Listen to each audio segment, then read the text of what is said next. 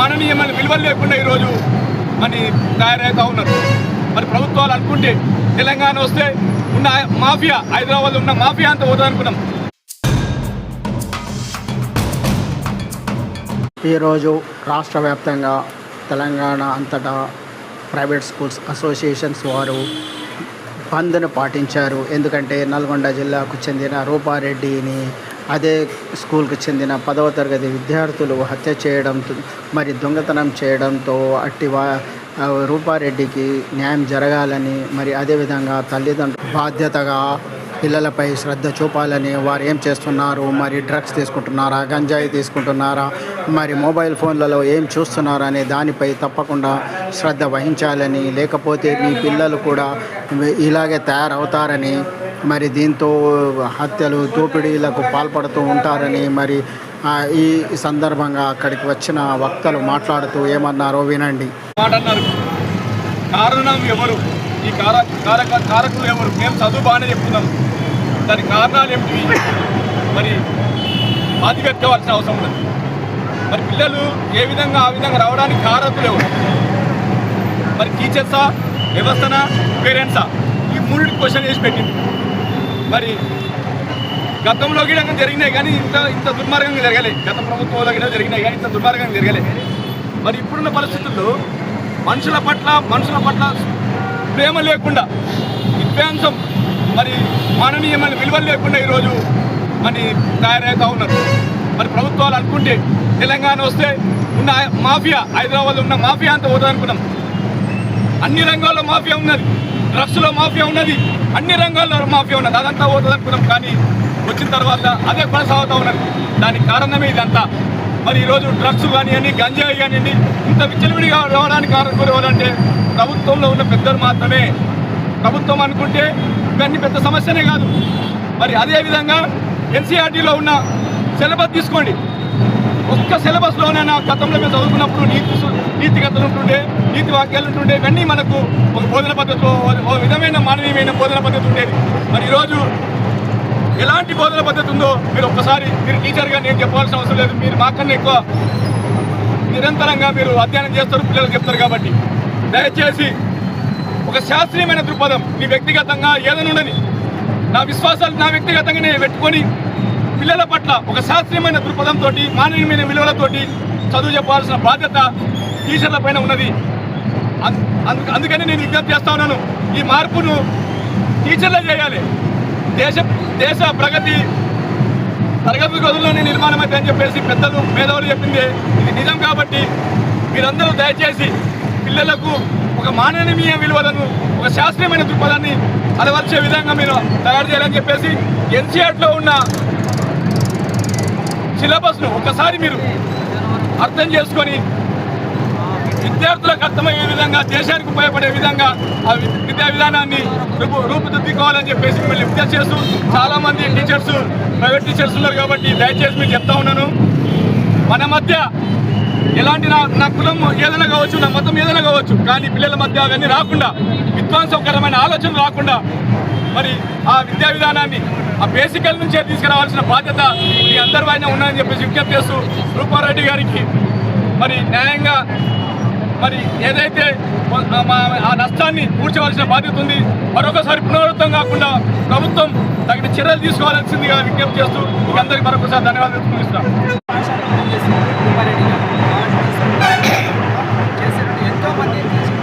అనుభవం ఉంది, అది చేసే తప్పులో వాళ్ళు టీచింగ్ చేసే ఏ టీచర్ అయినా సరే, నేను కూడా టీచర్స్ ఇక్కడ ప్రతి ఒక్కరు టీచింగ్ చేసే దాని పద్ధతిలో తప్పు ఉన్నప్పుడు తప్పు అని చూపించడం తప్ప, ఆ తప్పు అని చెప్పిన దాని కోపానికి అబ్జర్వ్ యాక్సెప్ట్ చేసి డ్రగ్స్ తీసుకోవడం, గంజాయి తాగడం చూసి వీడియో క్లిప్ చేసి పేరెంట్స్ చెప్తానన్న దాని కోపంతో టీచర్స్ వాళ్ళ ఇంటి పైన అటాక్ చేసి, ఒక వెక్కి నిర్వహించి అటాక్ చేసి ఒక గుండాను చేసేసి డబ్బులు ఇచ్చి చేసేసి మొత్తం హత్య చేయడం జరిగింది. ఇది మరణం కాదు, హత్య. ఇది దీని వెనక కారణం అంటే ప్రతి ఒక్కరిని దీనికి బాధ్యత వహించాల్సి ఉంటుంది. ఎందుకు అంటే ఒక స్కూల్లో బట్టి జరిగింది, టీచరే కావచ్చు ఆమె, కానీ వాళ్ళ ఇంట్లో ఒక తల్లిగా, ఒక భార్యగా, మన పాఠశాలకు వచ్చిన ప్రతి విద్యార్థిని సమానంగా చూసేసి వాళ్ళకి విద్యాబుద్ధులు నేర్పి మంచి శిక్షణతో, డిసిప్లిన్తో ఒక మంచి సిటిజన్ తయారు చేసే ఉద్దేశంతో ఉంటారు తప్ప వాళ్ళకి ఎటువంటి భేదాభిప్రాయాలు అనేది ఉంటాయి. దానికి ఇప్పుడు అంటే మెయిన్లీ దాని జరగడానికి కారణం ఏంటంటే మొబైల్, యూసేజ్ ఆఫ్ మొబైల్. ప్రతి ఒక్కరు mobile 8th class 5th class వాళ్ళకు కూడా పేరెంట్స్ మొబైల్ ఇవ్వడం జరుగుతుంది. వాళ్ళకి అసలు అవసరమే లేదు. కత్తి ఉన్నప్పుడు దాన్ని కూరగాయలు తరగడానికి పనిచేస్తుంది, తలకాయ తరగడానికి పనిచేస్తుంది. అదేవిధంగా మనకు మొబైల్ చేయడం కూడా పిల్లలు ఇచ్చినా కూడా అవసరాన్ని నిత్యం చూసుకోవాలి తప్ప దాన్ని పిల్లలకి ఇచ్చేసి వాళ్ళ పని వాళ్ళు చేసుకుంటారు, మా పని వాళ్ళు చేసుకుంటాం అన్నప్పుడు కనీసం చిన్న ఎల్కేజీ పిల్లలు ఇప్పుడు మా దగ్గర వస్తుంటే పేరెంట్స్ చాలామంది కంప్లైంట్ చేయడానికి వస్తారు. వాళ్ళ తల్లిదండ్రులకి పిల్లలపైన ప్రేమ ఉండడం తప్పు కాదు. ఆ ప్రేమ అతి ప్రేమ అయినప్పుడే ఇటువంటి కార్యక్రమాలు జరుగుతాయి. ఇటువంటి తప్పకుండా జరగకుండా ఇటువంటి ఉండాలంటే కఠినంగా శిక్షించాలి. ఇటువంటి జువెనైల్ జస్టిస్ చేసి పిల్లలు అని చెప్పి వాళ్ళని వదలకుండా ఇదే విధంగా 3-4 సంవత్సరాల క్రితం చెన్నైలో కూడా జరిగినటువంటి ఘటన ఉంది. ఇటువంటి జరగకుండా ఉండాలి అంటే పిల్లలకి కూడా భయం ఉండాలి. టీచర్స్ కొడతారు, వాళ్ళు ఎటువంటి ఏ విధంగా పిల్లల్ని మంచి దారిని నడపాలి, సక్రమంగా నడపాలని కొడతారు. కానీ మళ్ళీ పేరెంట్స్ పోయి మళ్ళీ పోలీస్ స్టేషన్లో కంప్లైంట్ చేయడము, మళ్ళీ చిల్డ్రన్ వెల్ఫేర్ దాన్ని కంప్లైంట్ చేయడం వల్ల కూడా వాళ్ళకు కూడా ఏమవుతుంది అంటే టీచర్స్ అనే వాళ్ళకు రెస్పెక్ట్ లేకుండా పోయింది. వాస్తవం చెప్పాలి, మేము పోరాడేంటంటే మేడం గారికి న్యాయం జరగాలి. ప్రతి ఒక్క టీచర్ వాళ్ళకు కూడా వాళ్ళకి భయం లేకుండా విద్యాబుద్ధిని నేర్పే విధంగా మన గవర్నమెంట్ కానీ ప్రతి ఒక్క సొసైటీలో తల్లిదండ్రులు కానీ అందరూ ప్రోత్సహించాలని చెప్పి ట్రస్మా తాండూరు తరఫున విశ్వవేద పాఠశాల తరఫున ప్రగాఢ నివాళులు కోసం ఇక్కడ రాలేదు. ఒక విషాదాన్ని పంచుకోవడానికి, ఒక విద్యావేత్తకు నివాళులు అర్పించడానికి, మరి ముఖ్యంగా ఒక కుటుంబానికి సానుభూతి తెలపడానికి మనమందరం కూడా ఇక్కడికి చేయడం జరిగింది. నల్గొండ ప్రాంతానికి చెందినటువంటి శ్రీమతి రూపారెడ్డి గారి మరణం మనందరికీ చాలా విధంగా కలిసివేయడం జరిగింది. ఒక ప్రిన్సిపాల్గా, ఒక విద్యావేత్తగా ఎంతోమంది కుటుంబాలకు అనుభూతిగా నిలవడం నిజంగానే మనందరికీ హర్షించదగినటువంటి విషయం. కానీ కొన్ని దురదృష్టకరమైనటువంటి సంఘటనల వల్ల ఈరోజు తన ప్రాణాలను కోల్పోవడం జరిగింది. కాబట్టి దీని వెనుక ఉన్నటువంటి వాళ్ళ గురించి మనం ఒక్కసారి కనుక మనం విశ్లేషించుకున్నట్లయితే తప్పు ఎవరిది అనేది ఇప్పుడే మనం ప్రశ్నించుకున్నాం. ఇది విద్యా వ్యవస్థది తప్ప, లేకపోతే సమాజానికి తప్ప, లేకపోతే పాఠశాల తప్ప, లేకపోతే తల్లిదండ్రుల తప్ప అనేది ఒక్కసారి మనని మనం కూడా ఆత్మవిమర్శన చేసుకోవాల్సిన సందర్భం ఉంది. అంతేకాకుండా ముఖ్యంగా ఈరోజు మనం తీసుకున్నట్లయితే సమాజంలో అనేకమైన దురాచారాలు జరుగుతూనే ఉన్నాయి. అందులో భాగంగా ఈరోజు జరిగినటువంటి సంఘటన ఇది. అంటే 10th క్లాస్ విద్యార్థులు గంజాయికి అలవాటు పడడం ద్వారా వాళ్ళకు డబ్బులు లేక అక్కడ దొంగతనానికి వెళ్ళి ఒక ప్రిన్సిపాల్ ఒక ప్రాణాలు తీయడం జరిగింది. కాబట్టి ఇది ఎంతవరకు మన తల్లిదండ్రులుగా మనని మనం ఆత్మవిమర్శన చేసుకొని మన పిల్లల్ని ఏ విధంగా పెంచుతున్నాం అనేది కూడా ఒక్కసారి మనం అందరం కూడా గుర్తించుకోవాల్సిన అవసరం ఉంది. మరి ముఖ్యంగా మనం అందరం తెలుసుకోవాల్సింది ఏంటిదంటే మన మధ్య ఇక్కడ ఉన్నటువంటి ప్రతి పాఠశాల నుంచి వచ్చిన వాళ్ళందరూ కూడా మనం గుర్తించుకోవాల్సింది ఏంటిదంటే విద్యా సమస్యలు అనేటివి భయాందోళనలకు గురి చేసేటటువంటి కావు. ఇక్కడ అవి క్రమశిక్షణకు, జ్ఞానానికి, మరి ముఖ్యంగా అభిమానానికి ప్రతీకగా పవిత్రమైనటువంటి స్థలాలు. కాబట్టి మనమందరం కూడా మన మధ్య ఇలాంటి భిన్నాభిప్రాయాలు ఉన్నా కూడా మన పాఠశాలలు వేరు కావచ్చు, మన సంస్థలు వేరు కావచ్చు, మన మేనేజ్మెంట్ అందరం కూడా వేరు కావచ్చు, కానీ ఉపాధ్యాయ సంఘం మాత్రం ఒకటే, మన విద్యారంగం మాత్రం ఒకటే, మన బాధ కూడా మనందరిది ఒకటే. కాబట్టి ఈరోజు మనం నిర్వహిస్తున్నటువంటి ట్రస్మా తాండూర్ మరియు టీపీటీఎస్ ఆధ్వర్యంలో నిర్వహిస్తున్నటువంటి ఈ కార్యక్రమానికి ఈ యూనిటీని, ఐక్యతను చూస్తే ఇది ఒక మనకు ఉదాహరణగా కనిపిస్తుంది.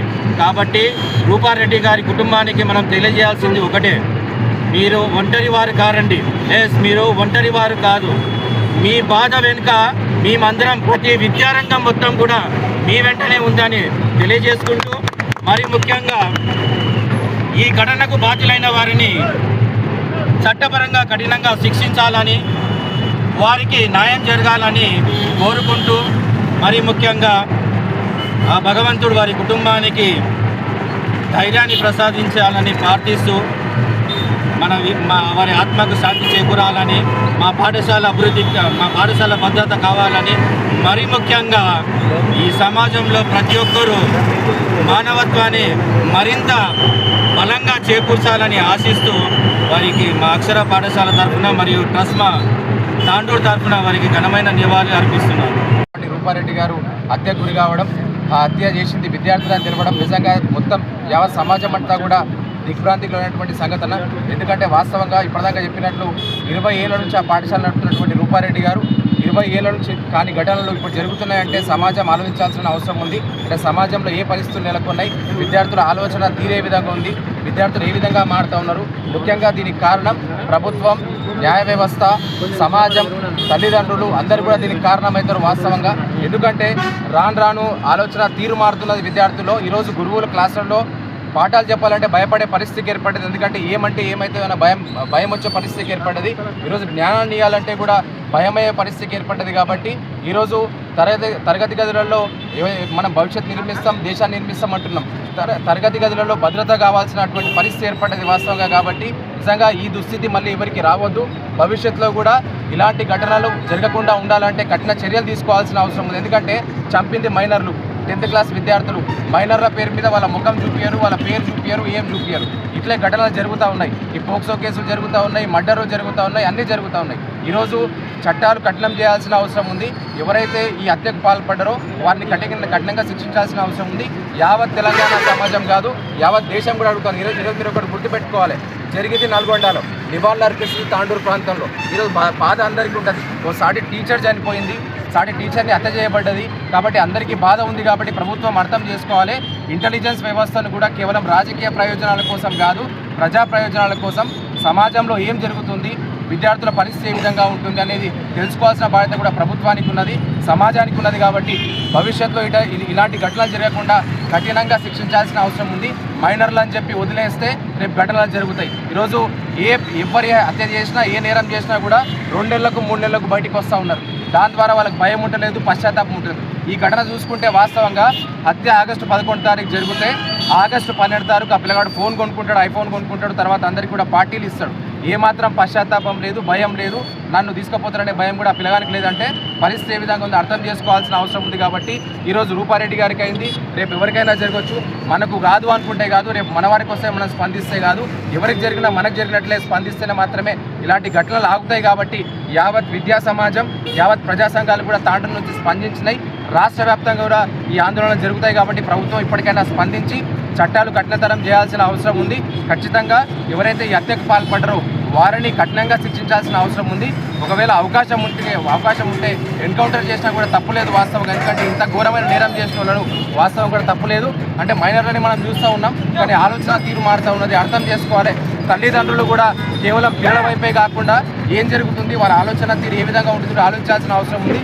టీచర్లకు సహకరించాల్సిన అవసరం ఉంది. వాస్తవంగా కూడా భవిష్యత్తులో ఇలాంటి ఘటనలు జరగకూడదని మరొకసారి అందరినీ కూడా విజ్ఞప్తి చేస్తూ, అలాగే ప్రభుత్వం కూడా కఠిన చర్యలు తీసుకోవాలని ప్రభుత్వాన్ని తాండూరు తరపు నుంచి, తాండూరు సమాజం తరపు నుంచి విజ్ఞప్తి చేస్తూ జరిగింది.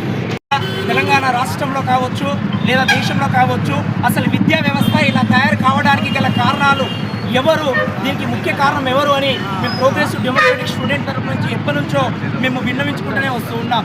విద్యా వ్యవస్థలో ఎప్పుడైతే సైంటిఫిక్ ఎడ్యుకేషన్ ఆలోచనలు తగ్గిపోతాయో ఖచ్చితంగా అది ఎక్కడికో దారి తీస్తుంది.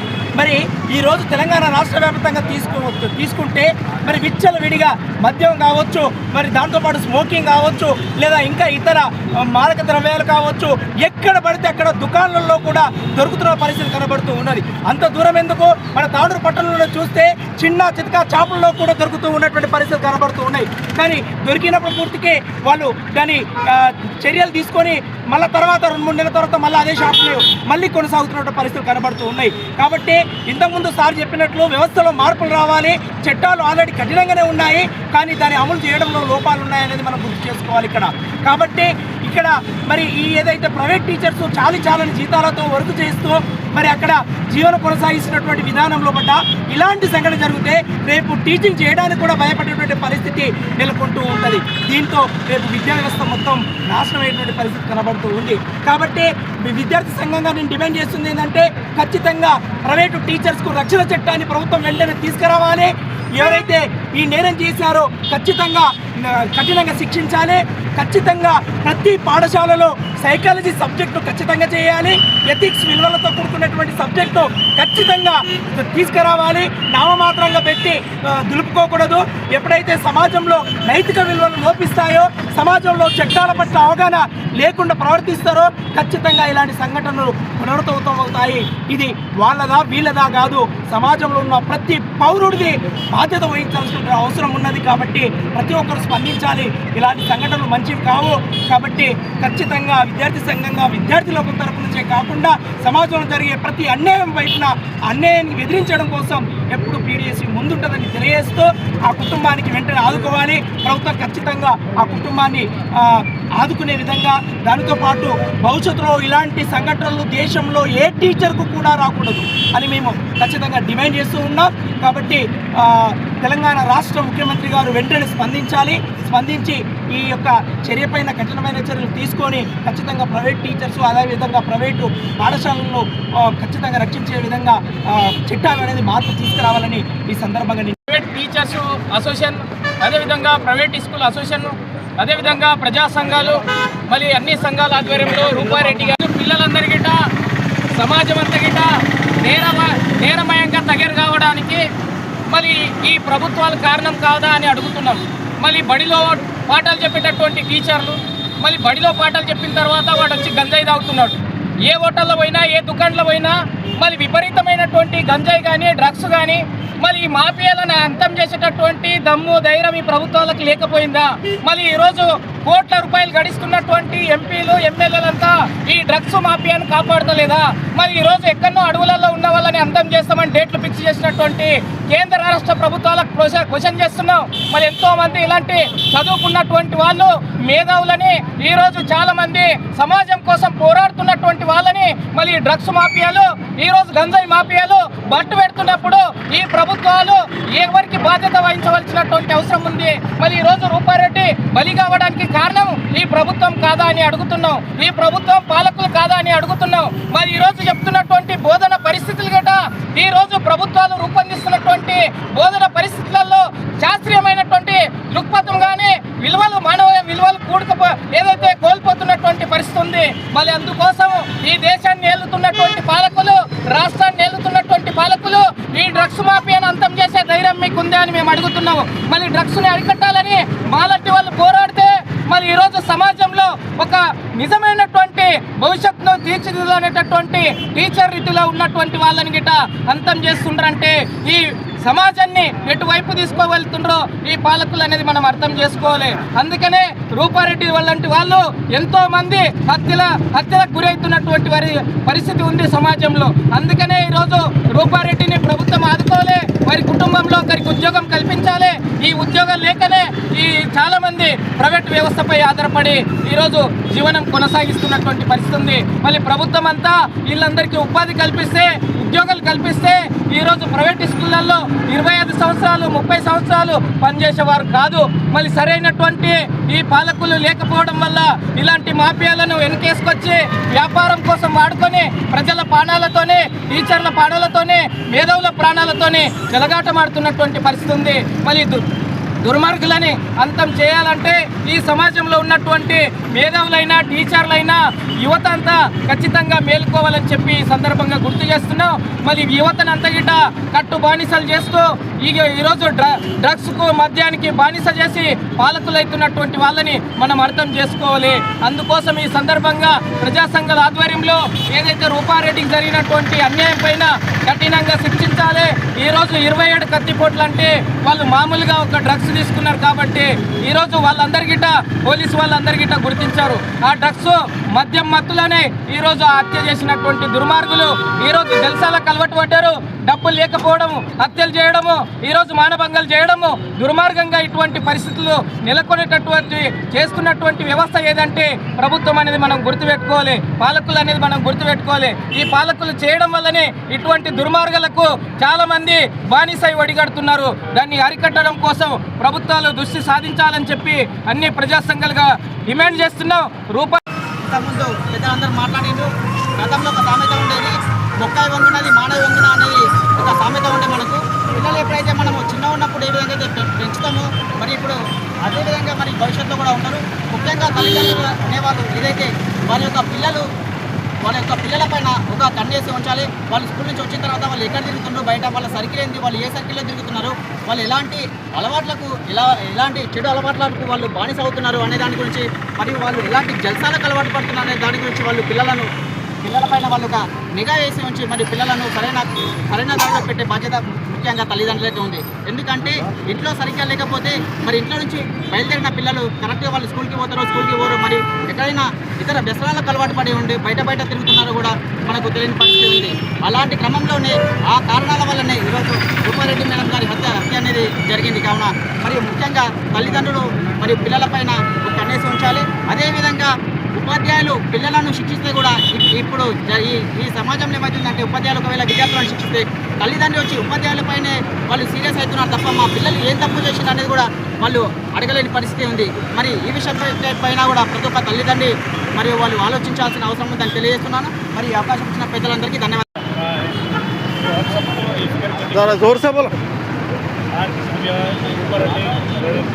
कंडोलेंस मीटिंग में जमा हुए हैं। ये बड़े दुख की बात है कि टीचर के साथ ऐसा हो रहा है। तो अब ये सोचना चाहिए कि ऐसा क्यों हो रहा है। ये हम सबकी जिम्मेदारी है, क्योंकि सोसाइटी बनाने के लिए माँ बाप की जिम्मेदारी होती है। इसके अंदर मैं पेरेंट्स से रिक्वेस्ट करता हूँ कि अपने बच्चों पर ध्यान रखिए, ताकि वो बच्चे क्या कर रहे हैं, कहाँ जा रहे हैं, उनका हालचाल कैसा हो रहा है, उनकी बॉडी पर लैंग्वेज में चेंजेस कैसे आ रहे हैं, उनके हेयर स्टाइल में क्या चेंजेस आ रहे हैं। ये सारे अगर हम चेंजेस ऑब्जर्व करेंगे और उनको हम देखते रहेंगे तो मैं सोचता हूँ कि स्टूडेंट्स में तब्दीली बराबर आएंगी और सोसाइटी जो है पूरी सही हो जाएगी। मैं आप सबसे रिक्वेस्ट करता हूँ कि सब जिम्मेदारी के साथ इस चीज़ को जो है गौर फिक्र करें।